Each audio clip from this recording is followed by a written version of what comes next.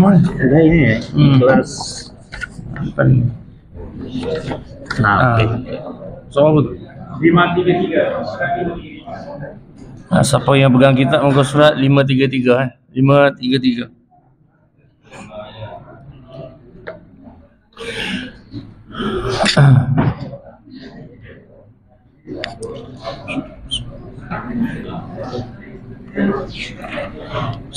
Assalamualaikum warahmatullahi wabarakatuh.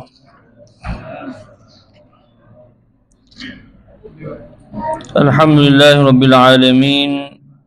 Wassalatu wassalamu ala ashrafil anbiya'i wal mursalin Sayyidina Muhammadin wa ala alihi wa ashabihi ajma'in. Rabbi shrah li sadri wa yassir li amri wa ahlul 'uqdatam min lisani yafqahu qawli. Allahumma salli wa sallim wa barik ala Sayyidina Muhammad wa ala alihi wa ashabihi wa man tabi'ahum bi ihsanin ila yaumiddin. Allahumma 'allimna ma yanfa'una wanfa'na bima 'allamtana wa zidna 'ilman ya arhamar rahimin. Allahumma faqihna fid din wa 'allimna at-ta'wil wahdina siratakal mustaqim. Subhanaka la 'ilma lana illa ma 'allamtana innaka antal 'alimul hakim. Wala haula wala quwwata illa billahil 'aliyyil 'azim. Amma ba'd.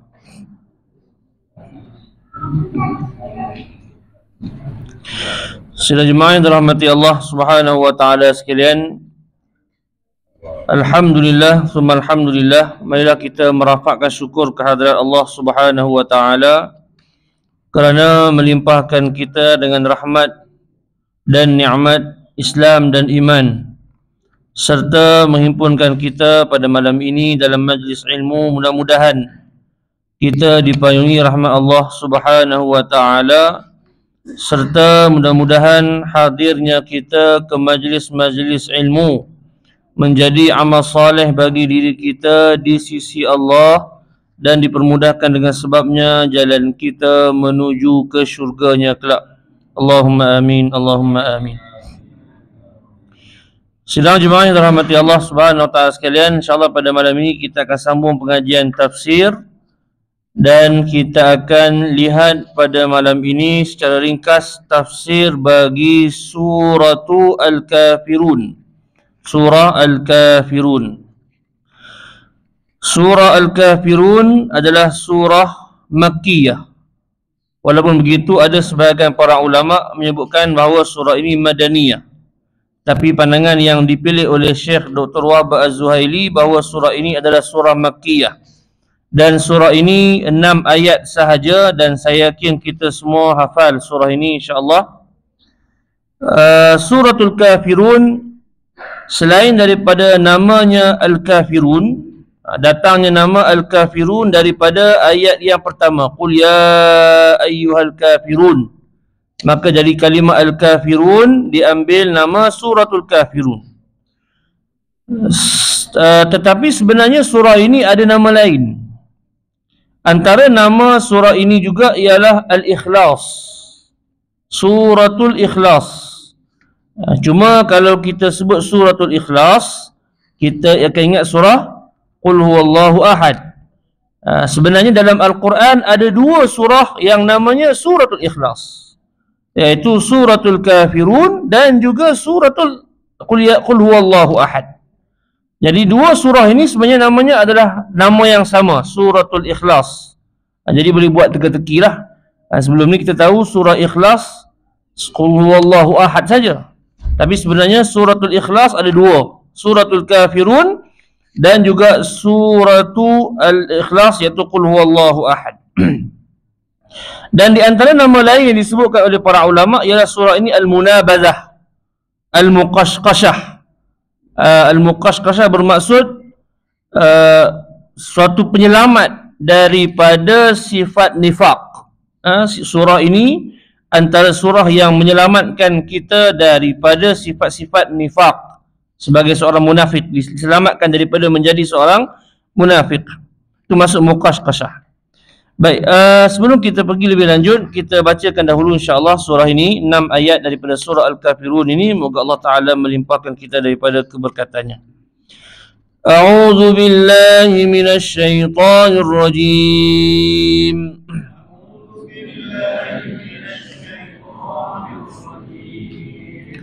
Bismillahirrahmanirrahim.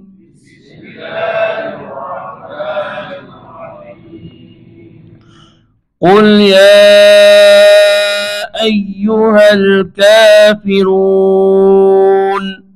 قل يا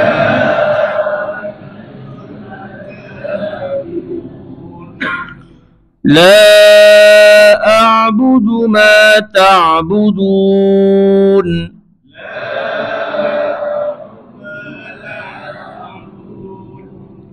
ولا أنتم عابدون ما أعبد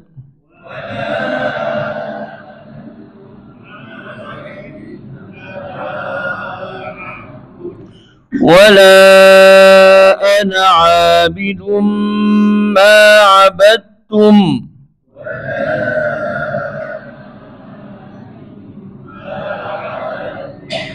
ولا أنتم عابدون ما أعبد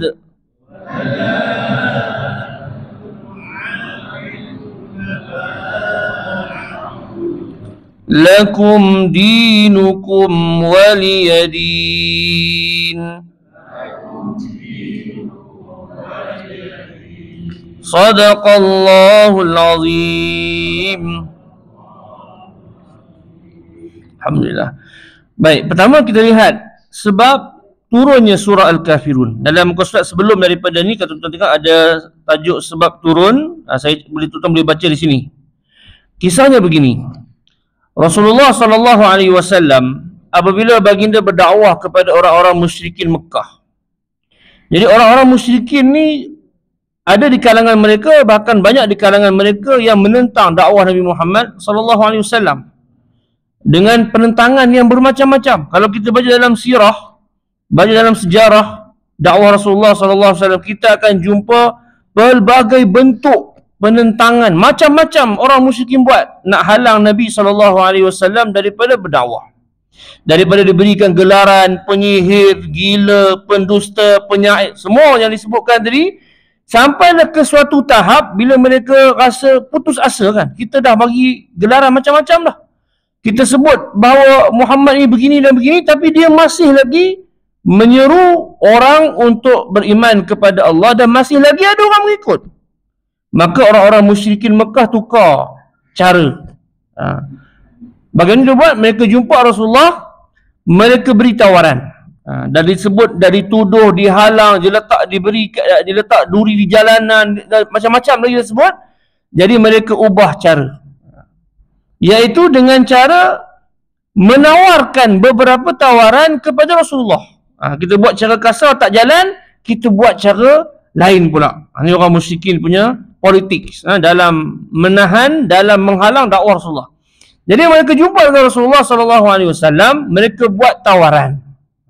Apa tawaran mereka? Mereka kata, ya Muhammad, kalaulah engkau menyeru manusia supaya meninggalkan sembahan mereka, meninggalkan sembahan berhala, kerana engkau ingin menjadi orang yang paling kaya, kami akan kumpulkan sebanyak-banyak harta yang kami ada, kami akan jadikan engkau orang paling kaya.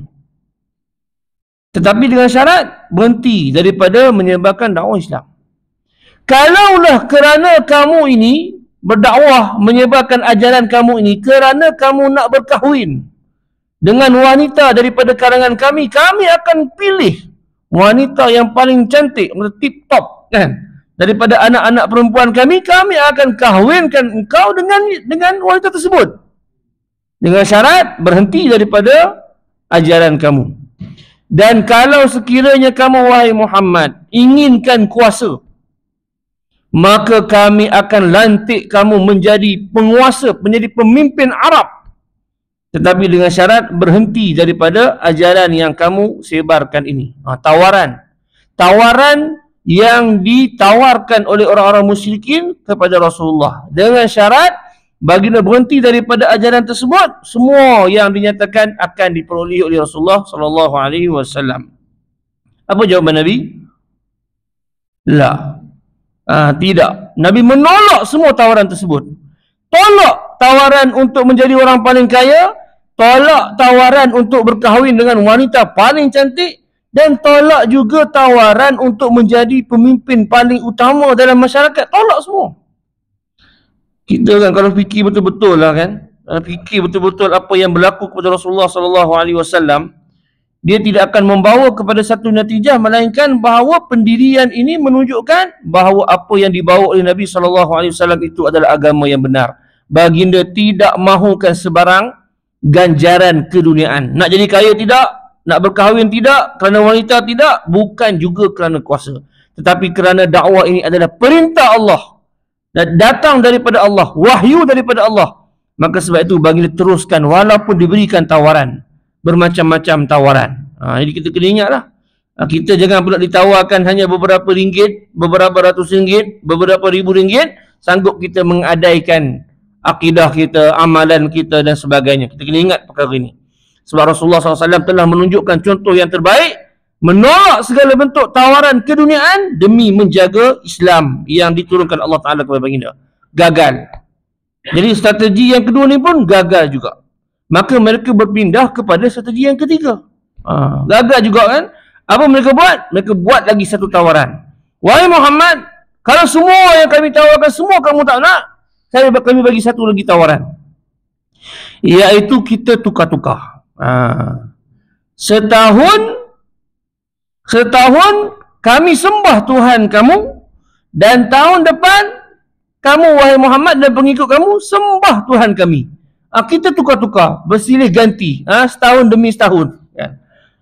Kerana kata mereka, kalaulah agama yang kamu bawa ini benar, maka kami pun dapat juga untung. Dan kalau agama yang kami amalkan ini benar, engkau pun dapat juga untung. Jadi kita tak rugi. Nampak? Jadi kita tak rugi. Engkau tak rugi, aku pun tak rugi. Kata orang-orang musyrikin lah. Baik. Jadi tawaran. Ni sebab apa? Sebab strategi yang awal, yang kedua pun dah gagal. Masuk strategi yang ketiga, tukar-tukar. Ambil setahun kau sembah Tuhan kami, setahun kami sembah Tuhanmu. Maka disebabkan tawaran itu, maka Rasulullah SAW kata, tunggulah. Tunggulah sehingga Tuhan menurunkan perintah daripadanya. Rasulullah tak dibuat putusan. Kerana urusan Islam ni bukan urusan peribadi baginda, bukan urusan tujuan peribadi, bukan. Ia adalah urusan Tuhan, urusan Allah. Maka Nabi tunggu apakah perintah yang akan turun daripada Allah. Maka datang malaikat Jibril membawa surah Al-Kafirun. Maka Allah kata, wahai Muhammad, Qul bermaksud katakan wahai Muhammad, ya ayyuhal kafirun, wahai orang-orang kafir. Sehingga ayat yang kita akan sebutkan nanti. Jelas turun surah ini memutuskan bahawa tawaran yang dilakukan oleh orang-orang musyrikin itu ditolak sama sekali oleh Nabi sallallahu alaihi wasallam. Ini sebab peristiwa yang menyebabkan turunnya suratul Al-Kafirun. Baik, surah Al-Kafirun, sebelum kita pergi kepada ayat-ayat dalam surah ini, apakah kelebihan surah Al-Kafirun?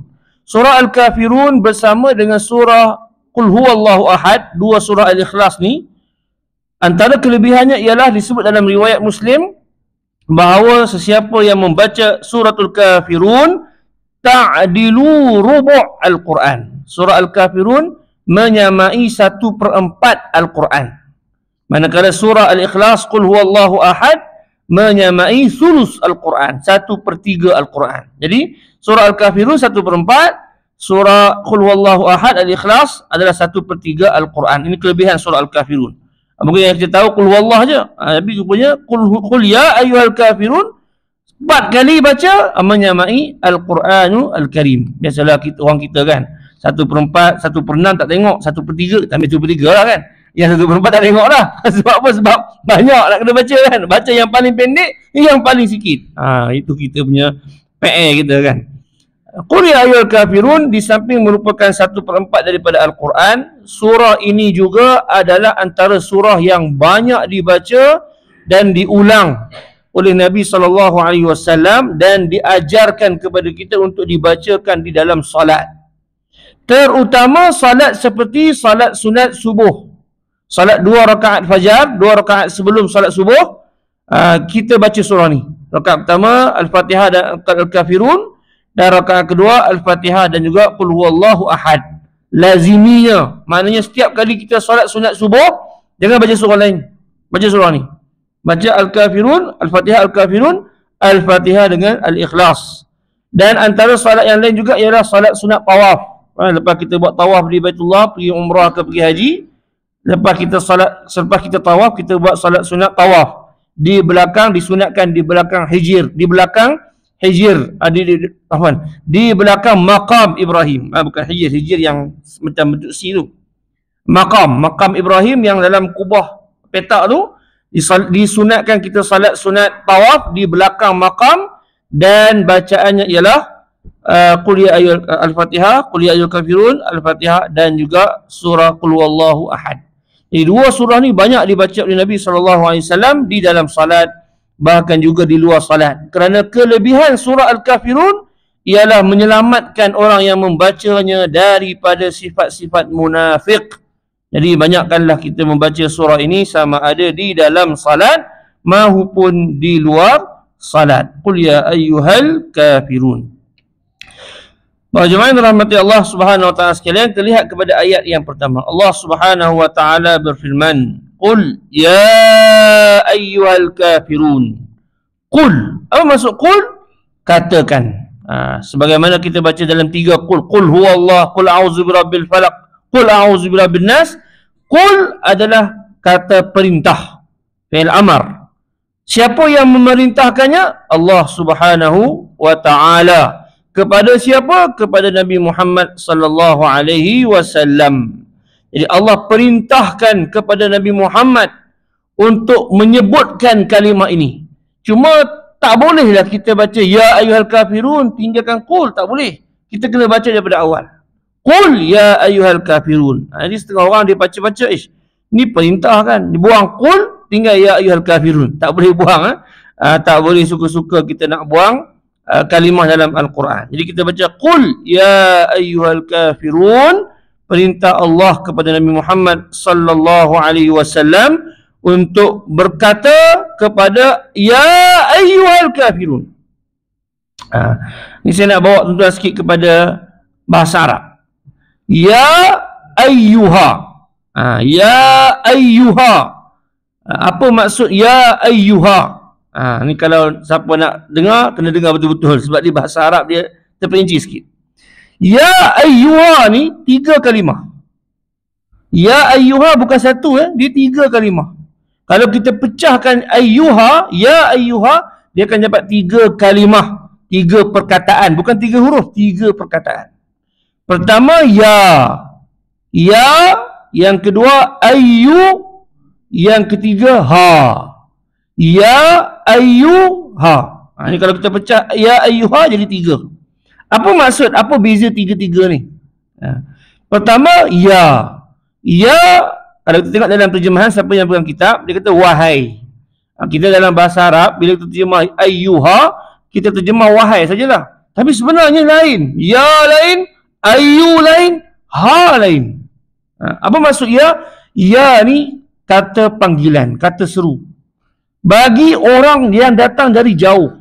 Kalau kita nak panggil orang jauh, yang mana kita agak-agak suara kita sampai tak sampai, kita akan kata ya Muhammad, ya Ahmad, ya Ibrahim, di jauh sikit. Maka orang Arab akan guna ya. Sebab dia panggilan kepada orang yang jauh. Itu maksud ya. Maksudnya wahai kepada orang yang jauh. Ya fulan, wahai fulan, dia jauh.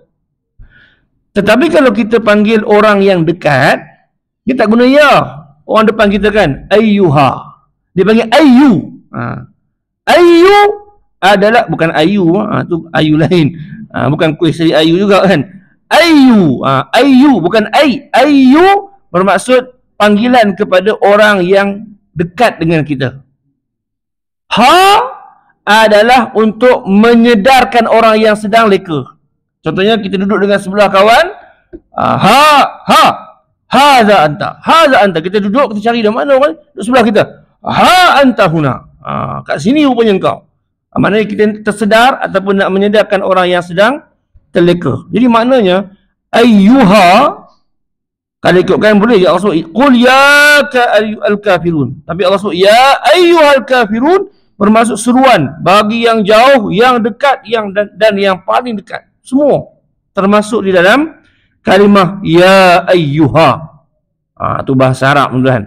Kita baca ya ayyuha macam satu kalimah je, rupanya 3 kalau kita pecahkan. Baik. Qul ya ayyuha al-kafirun. Al-kafirun adalah kata jamak. Maksudnya ramai orang-orang kafir. Kalau satu kafir. Kafir seorang. Kafirun maknanya ramai orang kafir. Katakanlah wahai Muhammad, wahai orang-orang kafir. Apa maksud kafir? Ni kalimah ni sensitif sikit kan. Baru-baru ni pun viral juga orang cerita kan. Tapi tak apa, kita sebut dulu. Apa maksud kafir? Kafir ni orang kafir. Kata asal dia adalah kafara. Kafara. Apa maksud kafara? Kafara maksudnya ialah menutup.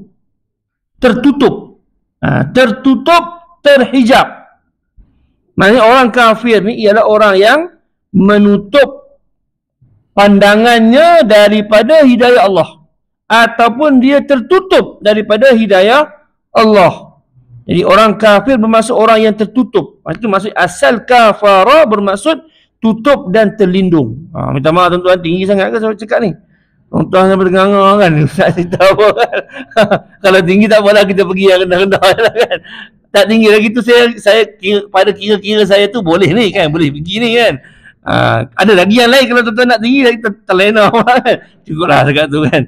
Saya cerita dalam bahasa Arab ni supaya tuan-tuan dapat maksud asal. Kafara tertutup. Al-kafir itu bahasa Arab ya.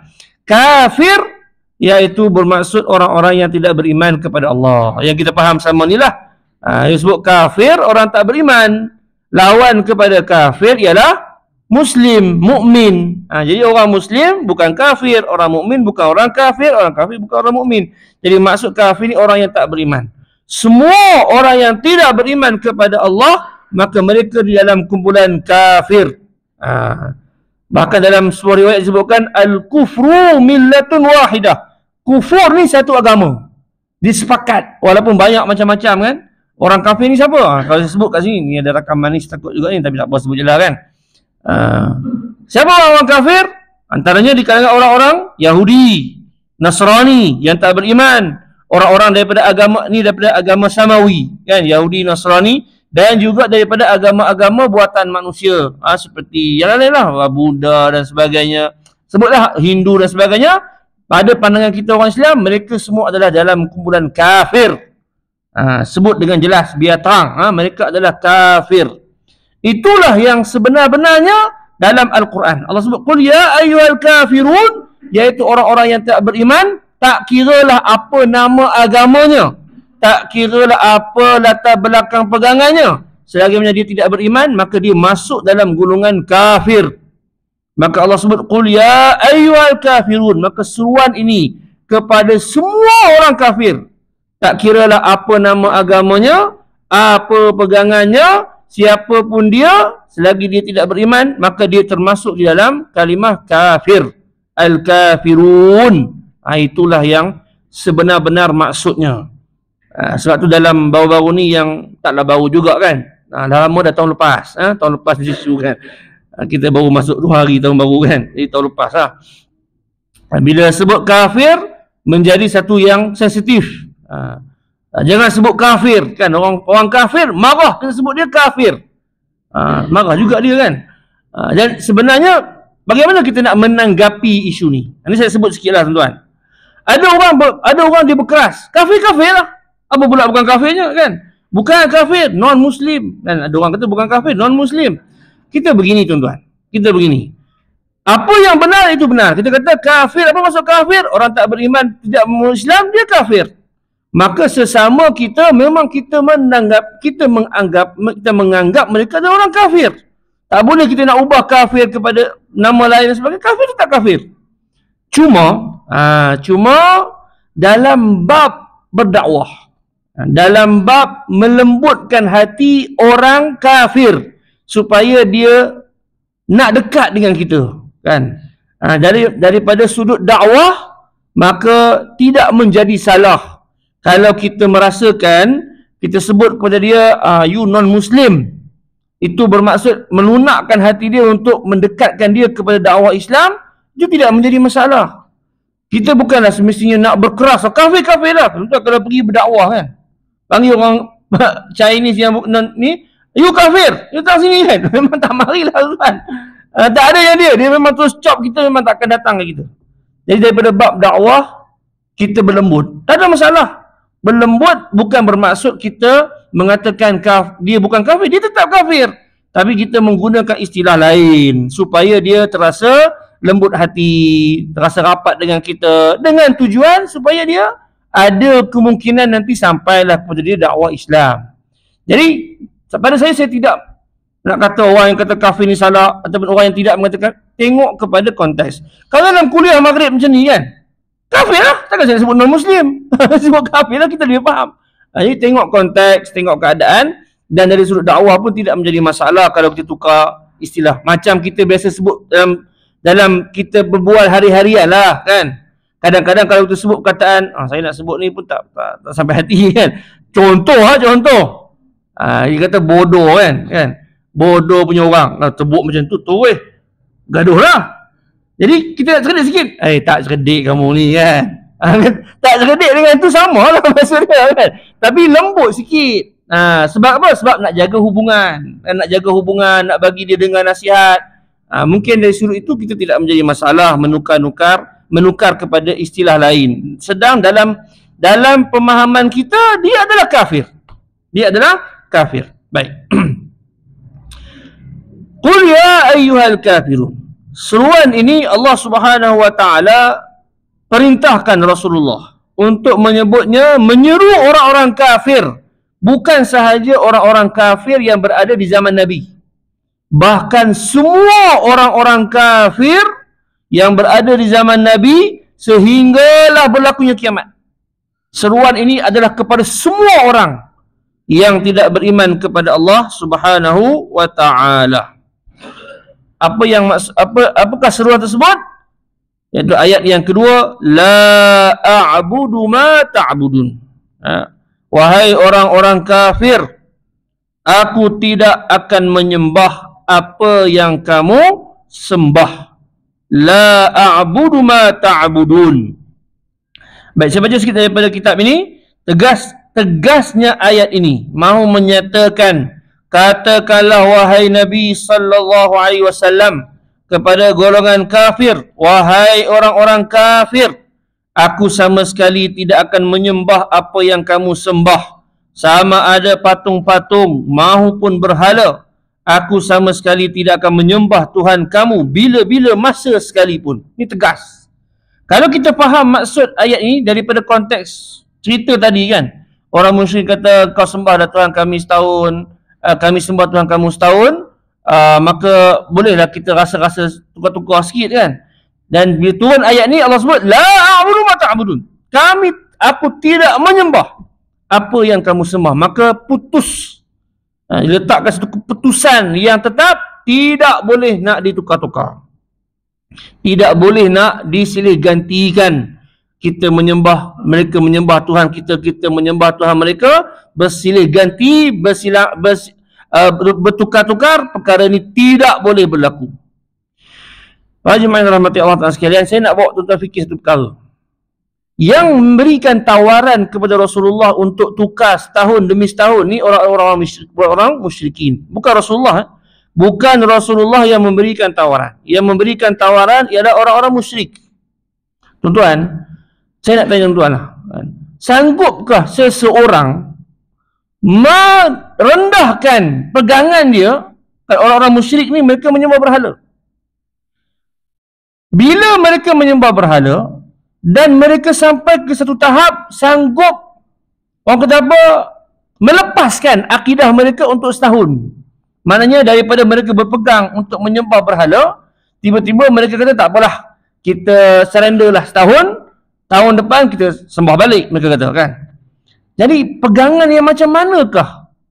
Orang yang macam manakah sanggup melepaskan sesuatu akidah ataupun sesuatu pegangan, boleh merendahkan pegangan dia untuk menyembah daripada agama yang lain. Bila berlaku begitu, apa maksudnya? Maksudnya di sini ialah agama orang-orang musyrikin sebenarnya tidak ada nilai pun di sisi mereka. Orang-orang musyrikin Mekah, sebenarnya mereka berpegang dengan penyembahan berhala mereka tu bukan kerana pegangan dan juga akidah yang betul, tak. Agama mereka adalah agama kerana kepentingan peribadi. Itu sebenarnya. Sebab itu orang-orang musyrikin sanggup gadaikan agamanya untuk dia sembah Allah Ta'ala setahun dan kemudian bertukar. Sebab pada mereka pegangan yang mereka ada itu bukan pegangan yang hakiki, bukan pegangan yang kuat. Mereka adalah agama mereka, penyembahan mereka itu sebenarnya adalah kerana kepentingan peribadi. Apa dia kepentingan peribadi tersebut? Nak jaga kuasa, nak jaga perniagaan. Sebab kalau bukan kerana agama yang mereka pegang, mereka tidak akan jadi orang yang berkuasa terhadap Kaabah. Dan mereka bila menjadi orang yang berkuasa terhadap Kaabah, di Kaabah ni orang datang. Datang orang luar untuk menunaikan haji cara yang salah lah. Datang untuk berziarah. Bila orang datang ziarah, mereka akan buka perniagaan. Mereka akan buka perniagaan, mereka akan bagi minum dan sebagainya, maka ada masuk lah orang kata kan. Jadi kalau dia lepaskan agama dia, mereka akan berpecah, hilanglah kuasa mereka terhadap Kaabah. Jadi nak jaga yang tu sebenarnya. Sebab tu mereka tak kisah pun nak gadaikan agama. Cuma tengok pada pendirian yang disebutkan oleh Allah Ta'ala dalam Quran. La a'budu ma ta'budun. Kita orang Islam tak boleh. Kita orang Islam jangan sesekali, tuan-tuan, jangan sesekali menggadaikan akidah maupun syariat yang kita pegang. Tak boleh, tidak ada tolak ansur pada perkara akidah terutama sekali. Jangan sesekali kita anggap kita boleh bertolak ansur. Tak apalah, kita bertolak ansur bukan seperti mana yang dilakukan oleh orang musyrikin. Saya nak sebut, tuan-tuan, saya nak sebut secara jelas. Perkara ni sedang berlaku dalam masyarakat kita hari ini, tuan-tuan. Sebab tu saya sebut dengan tegas. Sedang berlaku. Kita sedang bukan kita, sebahagian orang Islam sedang menggadaikan akidah dia semata-mata untuk menjaga hubungan sama ada perniagaan ataupun kemasyarakatan dengan orang-orang kafir. Nak jaga hubungan sama dengan tujuan-tujuan yang tertentu, sanggup, walaupun saya sebut walaupun kita tak kata saya tak adalah sampai sembah Tuhan dia, ustaz. Cukup dengan sekadar mengiktiraf. Cukup dengan sekadar mengiktiraf, mengatakan engkau pun benar juga, aku pun benar juga. Cukup.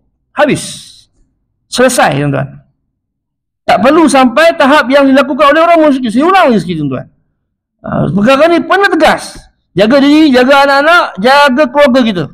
Cukup sekadar kita kata, oh engkau pun betul juga sebenarnya, cuma jalan kau berbeza lah, jalan aku lain. Kita sama-sama menuju ke syurga, cuma jalan kita lain-lain. Cukup dengan ucapan begitu.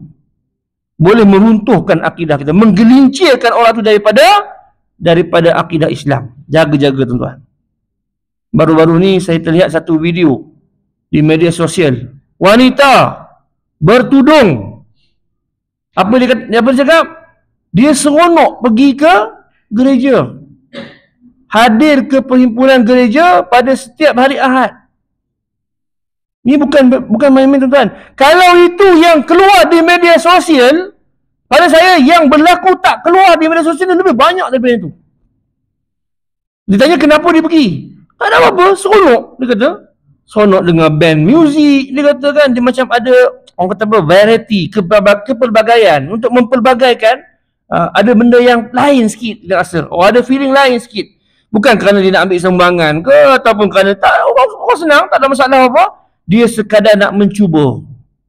Hati-hati, tuan-tuan. Perkara ini sedang menular di dalam masyarakat kita. Orang Islam, ingat surah Al-Kafirun. Kita tidak ada gadaian. Agama kita, akidah kita, syariat kita tidak boleh digadai. Tidak boleh disamakan dengan mana-mana agama yang lain.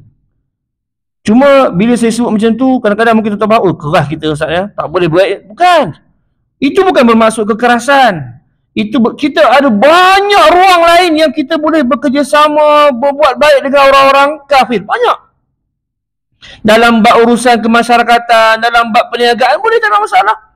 Jual beli dan sebagainya, bertukar-tukar fikiran, bekerja dalam satu syarikat, tak ada masalah tuan-tuan. Tak ada masalah. Bukan bermaksud bila kita kata kau kafir, agama aku salah, kau betul, agama aku betul, kau salah, terbalik juga kan. Agama aku betul, kau salah, tak boleh kita duduk sekali. Bukan, kita boleh duduk sekali. Kita boleh jual beli, kita boleh bersama bekerja dalam masyarakat, bersama menggerakkan masyarakat, boleh tak ada masalah. Tetapi sesekali tidak akan menggadaikan akidah kita. Tidak akan sampai ke satu tahap kita kata agama aku betul, engkau pun betul. Yang ni lama dah tuan-tuan. Kefahaman ini bukan kefahaman yang baru. Mengatakan, dia panggil pluralism agama. Pluralism. Mana kepelbagaian agama. Agama ni banyak. Jalan berbeza-beza menuju ke satu tujuan yang sama. Hati-hati tuan-tuan. Lalu saya belajar lagi dah sebut benda ni. Yang sebut ni bukan orang biasa, profesor-profesor juga. Engkau jalan lain, aku jalan lain. Kan? Engkau ikut highway, aku jalan kampung. Macam tu lah dia katakan. Oh, betul juga. Orang tak faham. Betul juga kan. Engkau nak pergi syurga kan? Betul, aku pun nak syurga juga. Sama lah kita. Tak sama tuan-tuan. Jalan engkau tak bawa ke syurga. Jalan engkau bawa ke neraka. Minta maaf cakap. Jalan Islam sahaja yang membawa ke syurga. Inna dina indallah al-Islam. Hati-hati ya tuan-tuan. Sebab tu tegas perkara ni bukan perkara yang boleh kita gadaikan ataupun ambil perkara sebagai bermain-main. Qul ya ayyuhal kafirun. Katakan wahai orang-orang kafir. La a'budu ma ta'budun. Aku tidak sembah apa yang kamu sembah. Wala antum abiduna ma a'bud. Dan kamu juga tak sembah apa yang aku sembah. Wala ana abidum ma abadtum. Dan aku juga tidak sembah apa yang kamu sembah. Wala antum abiduna ma a'bud. Dan kamu juga tidak sembah apa yang aku sembah. Dua ayat ni dia berulang. Ni yang bahaya tuan-tuan. Surah Al-Kafirun ni kadang-kadang jadi imam tak jumpa jalan keluar. Tak jumpa jalan keluar. Baca sendiri pun tak habis-habis. Bila dah habis ni 6 ayat ni dah masuk sampai 10 ayat dah. Wala antum abiduna ma a'bud wala ana abidu ma abadtum wala antum tak habis-habis. Ayat ni hati-hati. Jadi dua ayat ni dia berulang. Wala ana la a'budu ma ta'budun wala antum abiduna ma a'bud wala ana abidum ma abadtum wala antum abiduna ma a'bud lakum dinukum waliyadin. Jadi berulang. Baik. Tentang berulangnya ayat Quran. Ni satu benda lagi saya nak sebut. Dan ni mungkin tinggi sikit lah. Tak apalah, tinggi pun tinggi. Tak apalah, kita sebut benda yang baik, ilmu, supaya kalau tak faham pun dah dengar kan. Mungkin saya dah pernah sebut perkara ni sebelum ini, bahawa dalam Al-Quran ada beberapa ayat dalam Al-Quran ni dia berulang-ulang kan. Contohnya dalam surah Ar-Rahman, fabi ayyi ala'i rabbikuma tukazziban. Kemudian ulang fabi ayyi sampai banyak berulang. Dalam surah banyak lagi ayat yang lain berulang. Sama juga macam ini berulang pada lafaznya. Jadi para ulama bahas. Para ulama bila mereka melihat ayat Al-Quran ini berulang, maka mereka pun bahas, adakah dia berulang ataupun sebenarnya tidak berulang. Ni ulama bahas. Di sini ada dua pandangan para ulama. Pertama, sebahagian para ulama kata ayat-ayat ini memang berulang. Bila kita kata berulang, apa maksud berulang? Maksudnya lafaznya sama, maknanya sama. Maknanya ayat yang pertama maksudnya lafaznya sama. Kalau kita lihat ni lafaz memang samalah. Dan maknanya pun sama. Itu maksud ulang kan. Kalau kita sebutkan kalau orang tuduh seseorang tu mencuri, kau mencuri. Tak, saya tak mencuri. Betul, saya tak mencuri. Ayat yang pertama saya tak mencuri itu maksudnya memang tak mencuri lah. Ayat yang kedua betul saya tak mencuri, maksudnya sama juga dia tak mencuri. Cuma diulang. Kenapa diulang? Kenapa diulang? Nak bagi tegas. Nak tegaskan bahawa dia memang tak mencuri. Jadi sebagian para ulama mengatakan bahawa ayat Al-Quran yang sama lafaznya ini memang berulang. Bila kita kata berulang, bermaksud dia tidak bawa maksud yang baru. tetapi berfungsi sebagai suatu penegasan. Macam kita sebutlah. Allah sebut la a'budu ma ta'budun wala antum 'abiduna ma a'bud. Ulang lagi sekali, wala ana 'abidun ma 'abadtum wala antum 'abiduna ma a'bud, sebagai ditegaskan. Tegas dua kali ulang. Kau tak faham lagi, tak tahu nak katalah. Dua kali ulang. Aku tak sembah apa yang kau sembah, engkau pun tak sembah apa yang aku sembah. Aku tak sembah apa yang kau sembah, dan engkau pun tak sembah apa yang aku sembah. Dua kali ulang sebagai penegasan. Itu satu maksud. Tetapi sebahagian para ulama kata dia tak berulang. Dia tak berulang. Apa maksud tak berulang? Tak berulang maksudnya ayat yang datang kali kedua dia ada makna lain. Dia ada makna baru. Dia tak bawa makna yang sama. Jadi bagaimana kita nak tafsirkan ayat ni? Begini. Ayat yang pertama, la a'budu ma ta'budun wa la antum 'abiduna ma a'bud. Ini yang pertama. Ayat kedua, ayat ketiga. Bermaksud aku tidak sembah Tuhan kamu dan kamu tak sembah Tuhan aku pada tahun ini. Sebab kita tengok balik kisah tadi kan. Orang musyrikin datang minta supaya tukar-tukar. Jadi pertama disebut la a'budu ma ta'budun wa antum 'abiduna ma a'bud. Bermaksud tahun ni aku tak sembah Tuhan kamu. Kemudian diulang wala ana 'abidun ma 'abadtum wala antum 'abiduna ma a'bud. Tahun depan dan selamanya aku tidak akan sembah Tuhan kamu dan kamu juga tidak akan sembah Tuhan aku.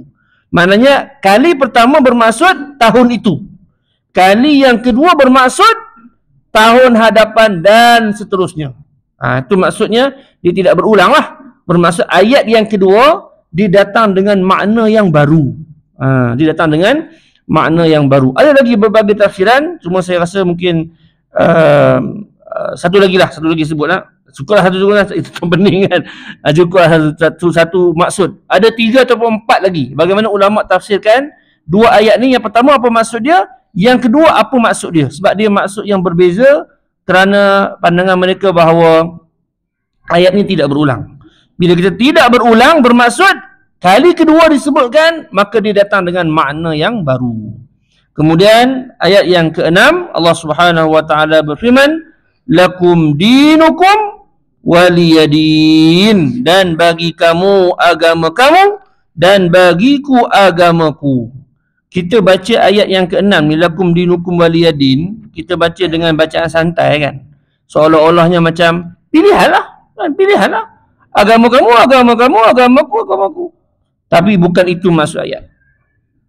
Maksud ayat ini ialah ancaman. Dia bukan maksud pilihan, bukan. Ayat ini maksud kata para ulama, dia adalah tahdid, mengancam orang-orang kafir. Bukan bermaksud lakum dinukum waliyadin, kamu boleh beramal dengan cara kamu, aku boleh beramal. Tak, maksudnya lakum dinukum waliyadin, bagi kamu agama kamu, bagi aku agamaku. Nanti di akhirat tunggulah siksa Allah kalau kamu kekal dengan agama kamu. Itu maksud dia. Itu maksud sebenar dia, bukan pilihan. Kita duk baca pilihan kan, ikutlah masing-masing kan, nak pilih agama siapa kan. Bukan. Bermaksud orang yang tidak beriman dengan agama Allah, dia akan kekal dan dengan agama dia dan mati dengan agama dia, di akhirat dia akan disiksa. Sebab kalau kita kata maksud ayat ni pilihan, lakum dinukum waliyadin, maknanya apa? Maknanya orang kafir tak boleh disiksa di akhirat.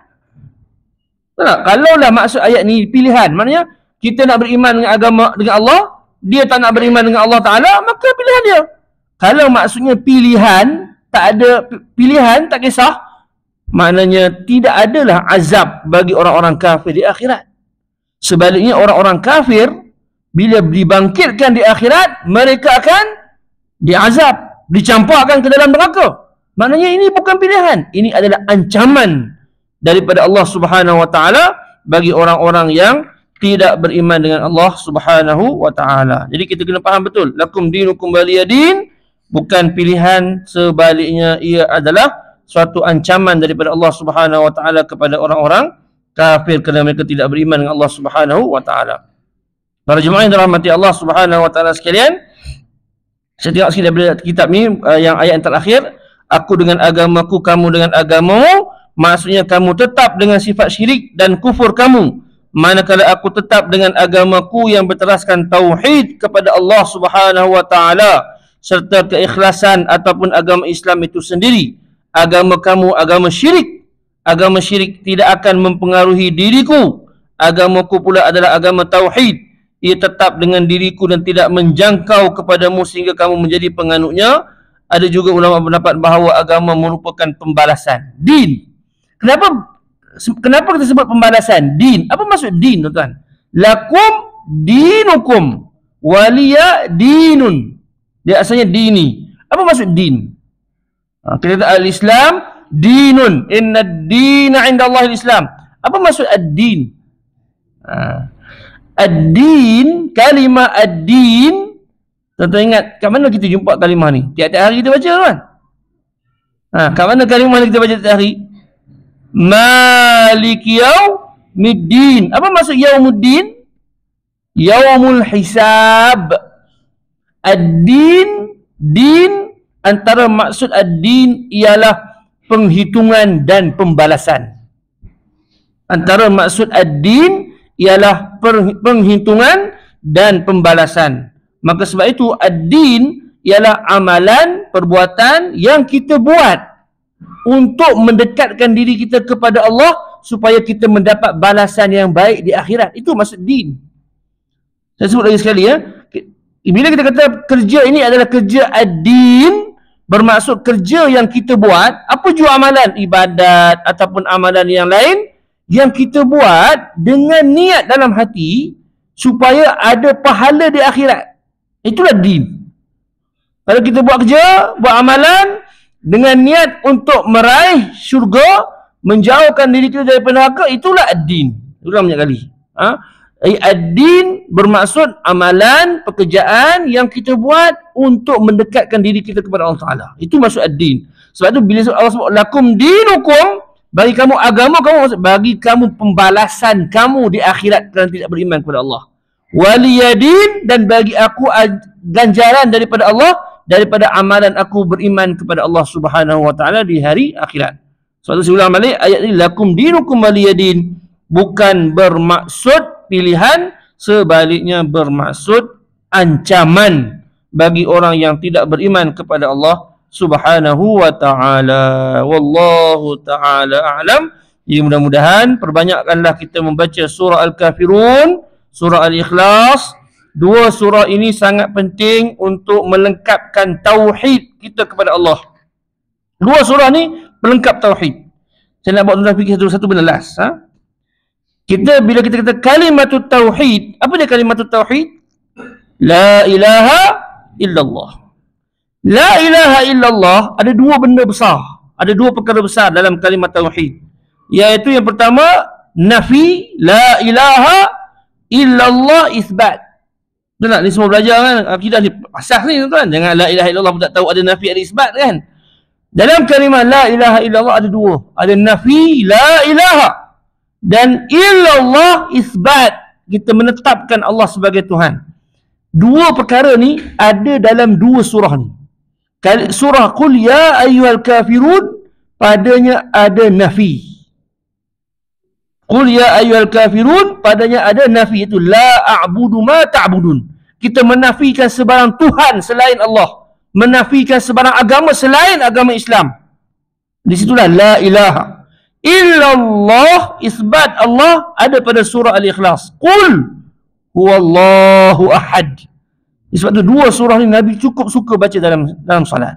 Jadi perbanyakkanlah kita membacanya dalam salat dan juga salat untuk menyelamatkan, menjaga agama kita di saat kita hidup di zaman yang sebenarnya agak genting, untuk kita menjaga akidah kita daripada perkara-perkara yang boleh menyesatkannya. Wallahu alam. Moga Allah Ta'ala memelihara kita semua dan moga kita semua terpelihara daripada sebarang perkara yang merosakkan akidah kita dan akhirnya kita dipanggil, dijemput Allah Ta'ala dalam keadaan beriman kepadanya. Wallahu a'lam. Ada soalan ke? Saya buka sejam.